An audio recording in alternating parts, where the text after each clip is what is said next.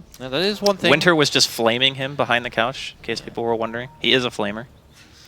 I mean, I guess I have not. If I look back, I haven't seen a whole lot of Mushi and Boker. I would figure he's good at it, but based on Winter's reaction, I'm excited to see lots of heal damage, and Dityarod's dead. Yeah. Okay, so first blood. Going to be going to Fnatic. Does not take long on this one for them to assert a little bit of early dominance here. Bit of a bipolar start than what we saw game number 1. You know, you get 6, you instantly get a kill. That's what you want. Yeah. 1,000 gold in reserve, and yeah, they should kill him Roar. here. They're going for mid lane. Mushi dabbling a bit far forward, and how you doing? Big Mighty Roar's going to lead things in. Dendi comes, helps burst him down. He did have to commit deep, but does not look like Fnatic will be able to rotate in time to assist Mushi. So, successful debut of the Primal Roar there, Draskell. Yeah, it's good stuff. Good stuff. So Ohio, though, he's like, I got a debut of my own. Epicenter. Boom. See you later, Dragon. Yeah, he's going to... does he get the tower? Yeah, Dityrod has no health. He can't defend this. He might go for a deny, but that's super dangerous. How dangerous of a man is Dityrod? I mean, I don't even think... Valuing, I guess, just the initiation over everything else. Oh, that smoke.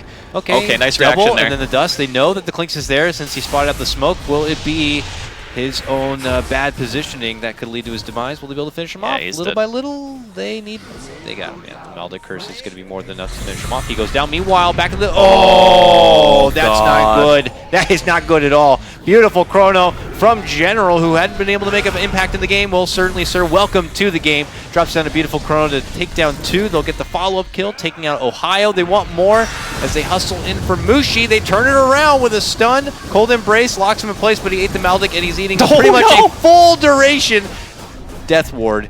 I think he's got one more curse before he finally will potentially pop. No, he'll TP back to base and somehow live. Oh my god, that was a disaster.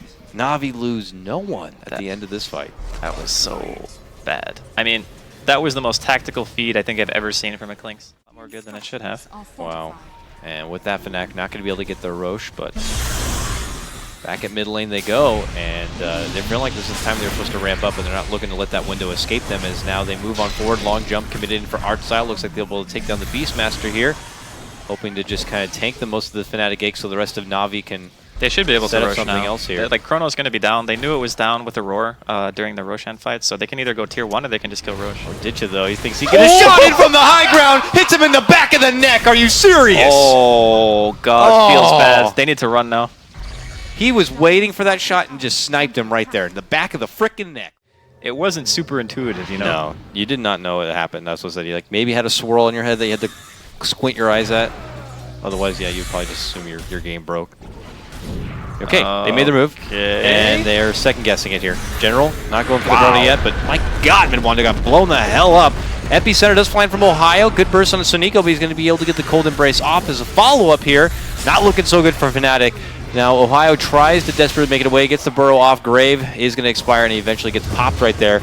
And on the other side, Dendi is going to get cleaned out. Does have the couple of charges on the Bloodstone, so it looks like he'll be back shortly, but it turns into a 2-for-2 trade. Na'Vi trying to at least follow it up with a +1, taking the mid-tier 1 tower. Does not look like they can easily get it. Fnatic still holding, but here comes Dityarod's looking to pop down the Dazzle. They will be able to get it. So will they get the Witch Doctor. It's just Mushi, the lone survivor here, and he just runs back and away. I'm not really sure. That was a really awkward engagement. First off, the Husker being in the before reductions now, so it's quite a bit better, even on the tankier heroes. But yeah, Roshan being attempted here, smoke up. Oh God, here we go. Na'Vi again going to be there at the mark. Chrono lands in him. Chakram's already there. Mid one slowly begins to wither down. DJ's in the midst of it, has to desperately get off the Grave, and they've been able to walk out, but they already have the Roar waiting for him. So he's just sitting there, Grave, but he can't get away or do anything about it. Huskar's going to be going down. Fnatic already lose 3, about to make it 4 as they take down Mushi. Dendi with the double puts himself into a killing spree. Na'Vi will gladly take the rest of that Roche and that Aegis, and they are in firm control of this one. 15-9. Fnatic lose 4. Almost feels like Fnatic are just trying to get anything they can to get themselves back into the game. Gonna stop the Chrono. Could help with the Roar, I suppose, but 3-4-3 still hanging out in Roche area. Drops down a ward here and hopes to get some good damage on the General, who's actually forced to time walk away. They actually save 3-4-3 with the Grave. He'll be able to back up and away, but Mushi runs in and runs right into trouble. Dityarod's from the high ground like a turret. Will just easily shoot him down. The damage. The damage is insane. You better pop that blade mill. He's got it pop now. Goes for the grave here. And behind, Epicenter does fly out from Ohio. Ditcha, though, is going to be able to get the cleanup, finishing off not one, but two as he secures the triple. The rest of Fnatic have to run their way back towards the base, but Na'Vi in the biggest commanding lead of this game, without question. Yeah, they just have damage issues right now. Like the Husker being forced into buying a blade mill. The bottom lane, when they were crushing that void, like General's almost caught back up in net worth to mid one. That is not a good sign.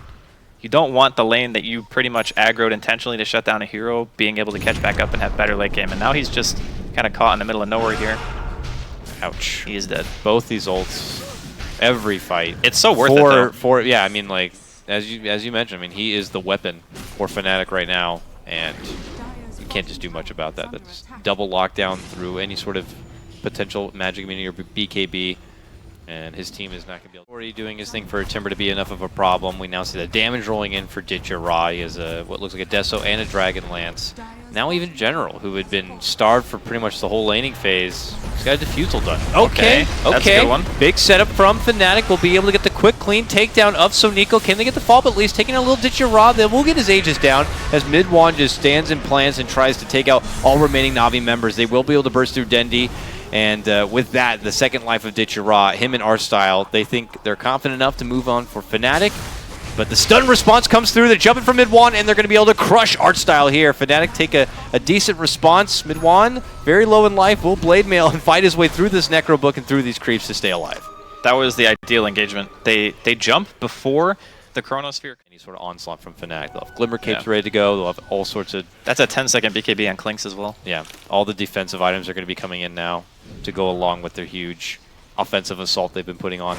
Oh, okay, spotted out. Getting out the Chrono right away is going to be nice. He's out for 50 seconds, nearly a minute without a buyback. Yeah, he couldn't purge because of the cold snap stun. It's pretty unfortunate. D-Ra's hanging nearby under in his skeleton walk here. No jet for Fnatic yet. Oh, they jump right past him. The stun's going to be there from Ohio, and quickly Fnatic try to split. EMP is going to be dropped, but they've already made their move for the prized Huskar here. He's caught in the chakram, looks to go for the balls dive out. Goes in, BKB is going to be expired. Can they fight through the damage? They will be able to take him down, but the response from Ohio, a good committed, nice epicenter stun combo, and Na'Vi will lose all 5. Whoa. Okay, so about that 5-step program you were talking about a second ago. We're at 2. What? No, we'll call that actually 3, because that was a full team wipe. Yeah. So as long as DJ's in the right spot, it should be pretty easy actually to keep the Husker alive. That's where you got General with the Diffusal, hopefully there to help out. Yule's fly, or not Yule's, Tornado flies. They're going to see if they can get out another big initiator here, but he gets help with the Cold Embrace while Ditcha Ra begins to right-click on through, goes for 1, will get the Ohio takedown, and already Fnatic have lost 2. The Roar's going to be there. They have targeted the Huskar. They're going to look to burst him down. A Grave flies through to keep him alive and well. As he goes for the Blade Mail, they will be able to use him up. He flies back down, and he gets killed.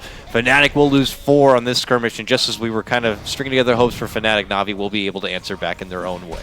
It was a really weird way to start a fight. Like, they wanted to go for the Beast pick, which I think is fine on paper. Probably keeping General way in the backside, and with his Clinks, I mean, he hits him so far away we don't even see where he's are, but look at the wraparound play from Fnatic.